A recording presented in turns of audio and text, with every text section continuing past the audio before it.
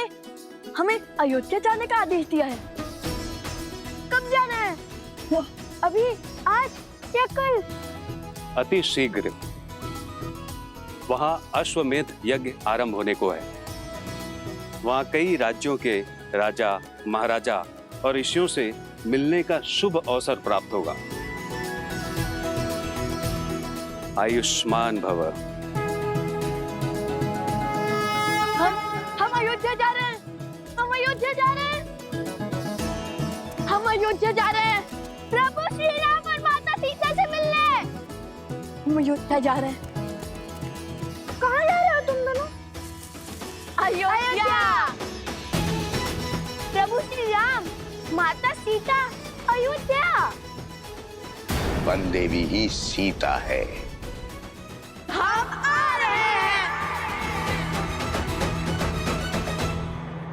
नहीं, अयोध्या की महारानी के रूप में मिथिला कुमारी के सिवा और किसी को स्वीकार नहीं करेंगे।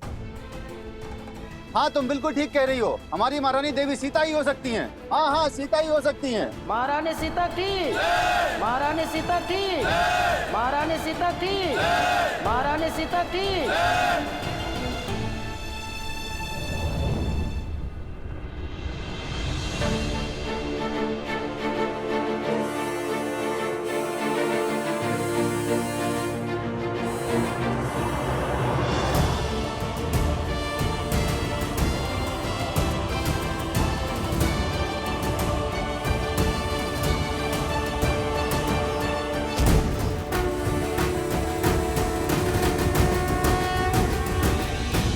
अयोध्या की महारानी आपके समक्ष है।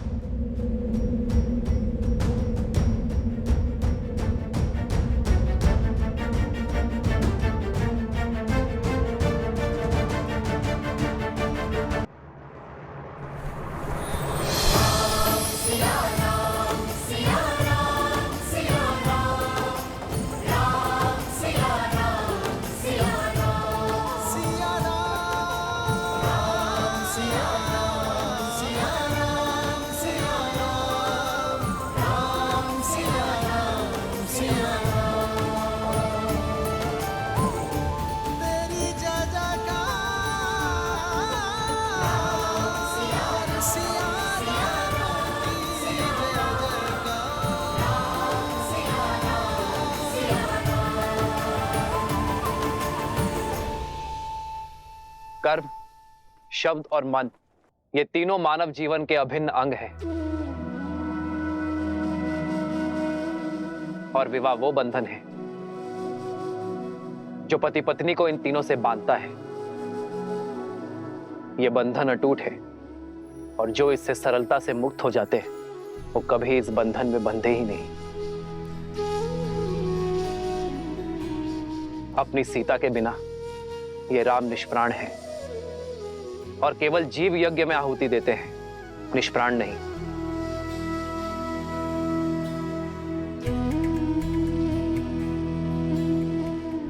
मेरी सीता मुझसे दूर अवश्य है, किंतु यदि मन एक हो तो तन की दूरी अर्थहीन हो जाती है। बिना कुछ कहे ही पति पत्नी शब्द और कर्म से जुड़ जाते हैं। मुझे अपनी सीता पर पूरा विश्वास है कि मेरी सीता जाग कहीं भी होगी, वो इस अश्वमेध यज्ञ में अर्घ अवश्य देगी। इसलिए मैं अपनी सीता का स्थान किसी और को नहीं दे सकता।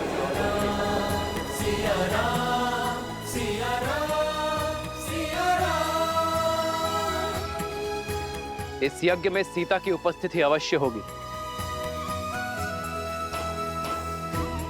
इस स्वर्ण प्रतिमा के रूप में,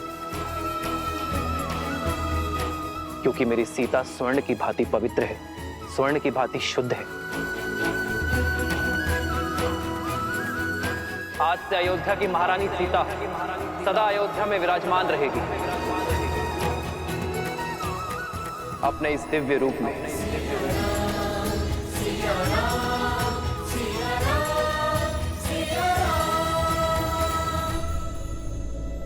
अब आप सभी विद्वान ये निश्चित करें कि मैं इस यज्ञ में आहुति देने का पात्र हूं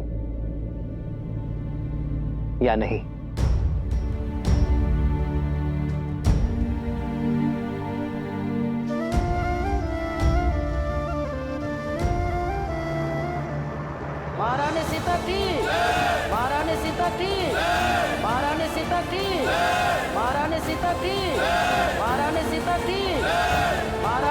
थी। राम के दो मीठे बोल सुनकर साहस हारने की आवश्यकता नहीं है मित्रों। सहस्त्रमुख रावण के निर्देश की प्रतीक्षा करो। इस दाव का तोड़ उन्हीं के पास मिलेगा। धन्य हुआ आपसा शिष्य पाकर राजन। आपका निर्णय शास्त्रों और वेदों के अनुसार उचित है। कल प्रातःकाल हम विधिवत राज्यसभा में महारानी सीता की मूर्ति स्थापित करेंगे, वो भी आपके स्थान के निकट। आपके समर्थन के लिए धन्यवाद आचार्य।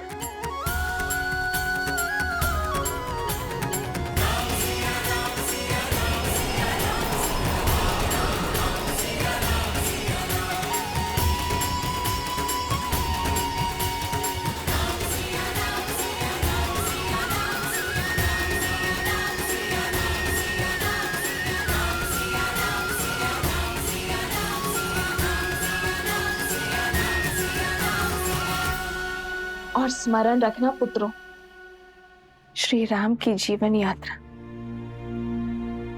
निस्वार्थता का प्रमाण है। अपने सुखों को त्याग, प्रजा और राज्य की प्रसन्नता के लिए अपनी प्रसन्नता का त्याग और बलिदान का उदाहरण है। समझ गए माता, समझ गए। किंतु जब से हमें अयोध्या जाने का अवसर मिला है, तब से आप हमें त्याग और बलिदान के बारे में क्यों बता रही हैं? जो सत्य है वही बता रही हूँ। अच्छा तुम पूछो, तुम क्या जानना चाहते हो? अयोध्या को, उसके बारे में बताइए ना। उसके मार्ग कितना विशाल है, वन उपवन, उन सब के बारे में बताइए ना हमें। सब मुझसे ही पूछोगे या स्वयं जाकर भी देखोगे? माता, मन में प्रश्न आया। नहीं नहीं, तुम्हारे प्रश्न झेलने की क्षमता नहीं है मुझ में। मैं सोमकरण को बताता हूँ कि हम कल प्रातः प्रस्थान करेंगे। जब से मिथिला से आया हूँ, तब से ही प्रश्न सोच रहा हूँ कि रानी सीता, नहीं, माता सीता श्री राम के साथ वन में गई ही नहीं होती तो लंका प्रसंग बनता ही नहीं। ये नियति थी, योजना थी, या श्राप था, या आशीर्वाद था? ईश्वर का काज ईश्वर ही जाने। किंतु श्री राम और महारानी सीता के लिए लंका प्रसंग उनके प्रेम का प्रमाण था। मानव जीवन में हर क्षण कुछ ना कुछ घटना घटती रहती है, किंतु पति पत्नी उन प्रसंगों में अपने पराक्रम, अपने प्रेम की किस सीमा को लांघते हैं, वही उनके साथ का, सामर्थ्य का और संबंध का प्रमाण है। अर्थात श्री राम की महानता, उनकी पत्नी महारानी सीता भी बराबर की भागीदारी है। वह प्रभु के दर्शन के लिए उत्सुक था, किंतु अब अयोध्या जाकर माता सीता के दर्शन के लिए भी उत्सुक हूँ। श्री राम और महारानी सीता बहन थोड़ी ना है कुछ। श्री राम के दर्शन में ही सीता जी के दर्शन समाये, और यदि अयोध्या जाकर सीता जी के दर्शन प्राप्त ना हुए तो हट ना करना पुत्र, समझे?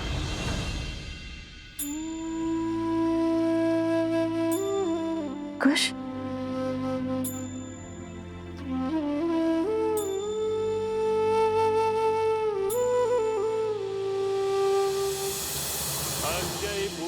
प्रतिष्ठन्तु अस्यै पूर्णा शरन्तु च अस्यै देवत्वमर्चायै मामहेति च कश्चन।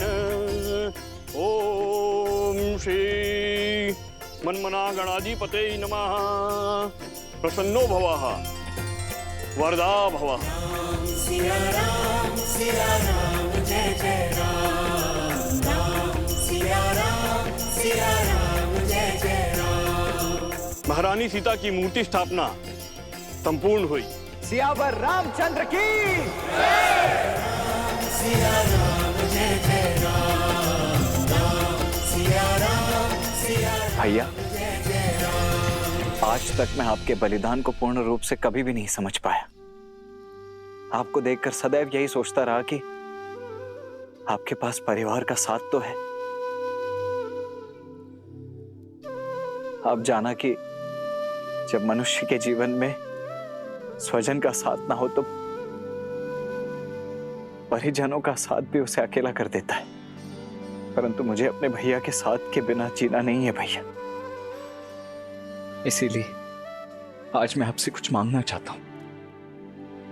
आप मुझे स्वयं से पूर्व जीवन का परित्याग करने की अनुमति दे दीजिए भैया।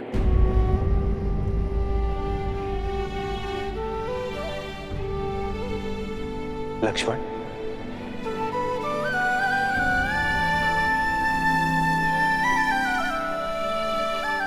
लक्ष्मण,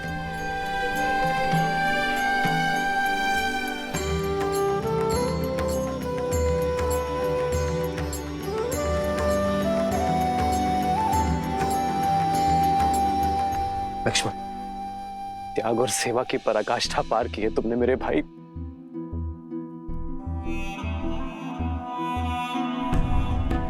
तुम कुछ और मांगो लक्ष्मण। कुछ और मांगने के लिए है ही नहीं भैया।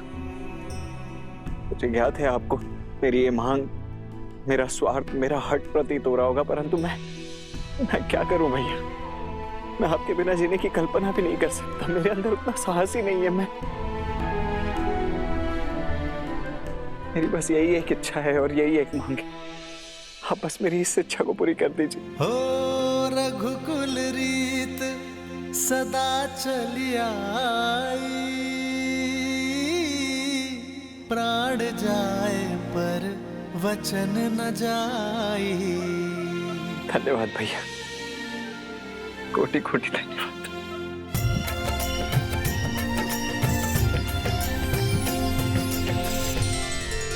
महाराज, मेरी भी एक इच्छा है। मेरे मन में सदा ये भय बना रहता है कि कहीं अपने सुख में अपने दीदी का त्याग और दुख को बिसरा ना बैठूं। इसलिए वनवास में पहने गए उनके वस्त्र को मैं अपने पूजा स्थल पर रखकर उनकी पूजा करना चाहती हूँ। वो वस्त्र देने की कृपा करें।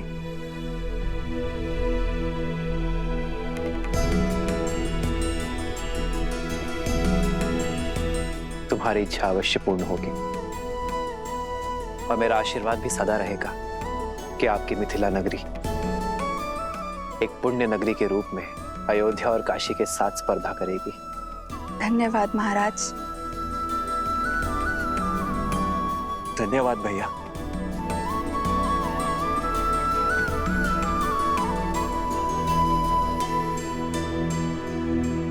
धन्यवाद मेरा नहीं,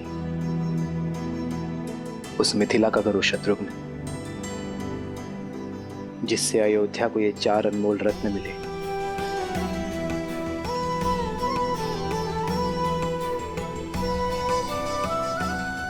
और जिनके तेज से हमारी अयोध्या प्रेम और भक्ति के प्रकाश में नहाई है।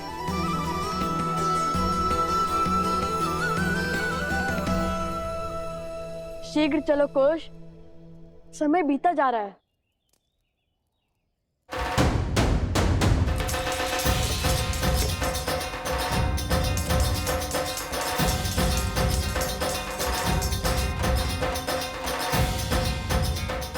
अंततः लव कुश का अयोध्या जाने का स्वप्न पूरा होने वाला है। बजाओ। ठीक है, किंतु ये बैलगाड़ी क्यों ले आए? तुम्हारे लिए। भला ऐसे थोड़ी जाने देंगे हम राजकुमारों को। अर्थात ऋषि कुमारों को अयोध्या। हाँ, इसी सजी धजी बैलगाड़ी में जाएंगे हमारे लव कुश। पूरे सम्मान और सुख के साथ। उचित है। और सोमकरण को भी तो इसकी आवश्यकता पड़ेगी। परंतु सोमकरण, तुम्हारी पोटली कहाँ है? यहाँ है।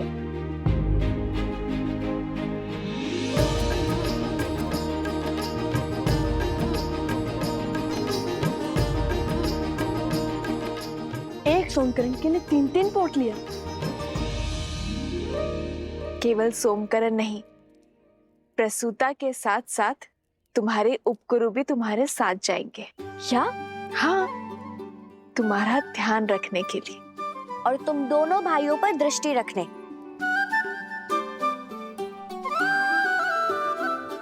कहाँ है कुश? ओहो कुशब, आ भी जाओ। देखो हमारे साथ चलने के लिए कितने यात्री सज्ज हो गए।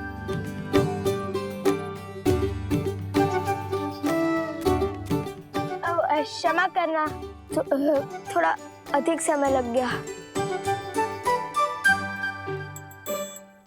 ये नया धनुष किसके लिए? सोमकर्ण के लिए। मेरे लिए? हाँ, हम तो गायन और कला में लीन होने ही वाले हैं। कदाचित तुम्हारी रक्षा ना कर पाए। हर बार की भांति इस बार स्वयं अपनी रक्षा कर लेना। तो क्या हम अपने अस्त्र साथ नहीं ले जाएंगे? वीणा बजाकर रामायण का गान करने वाले को अस्त्र की क्या आवश्यकता है ना गुरुदेव? लाइए। क्या? वीणा। वीणा तो मेरे पास है नहीं।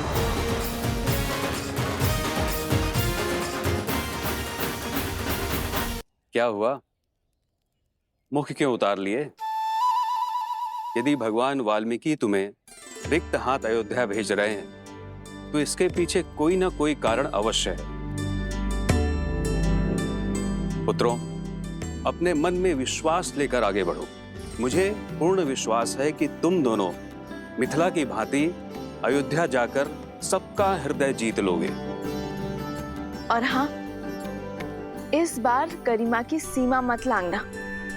मैं प्रसूता से क्षण क्षण का समाचार लेती रहूंगी। वीणा तो मिली नहीं, किंतु उनकी सुरक्षा का दायित्व मिल गया। तुम्हारी ध्वनि यहाँ तक आ रही है। चलो, तुम्हारे प्रश्न का उत्तर मार्ग में देती हूँ।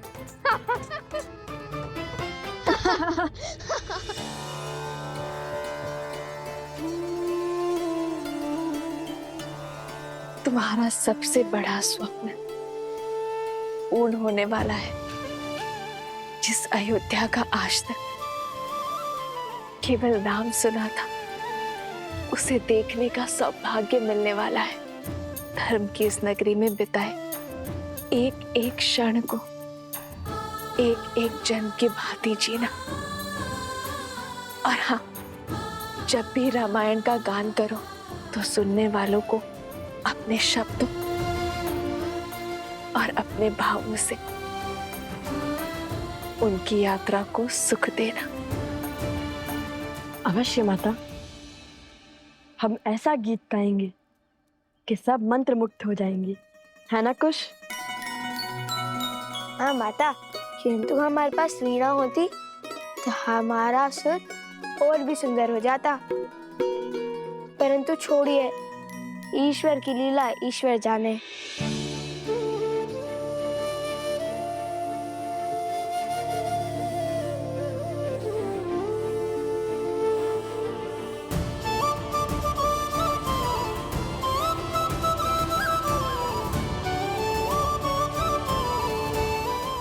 आज्ञा दीजिए माता। यशस्वी बाबा पुत्र।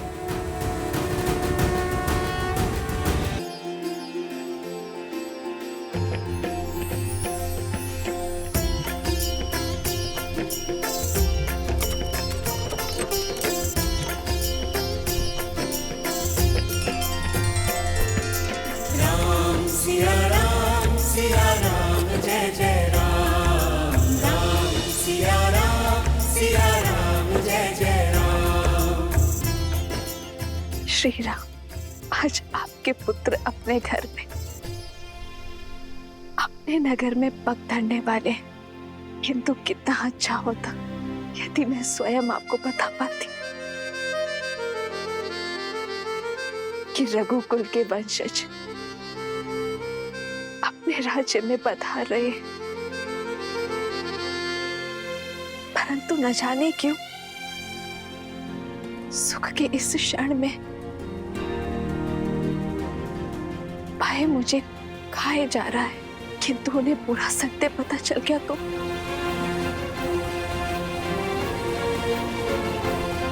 बस उनके कोमल हृदय को सत्य का घातक आघात न लगे।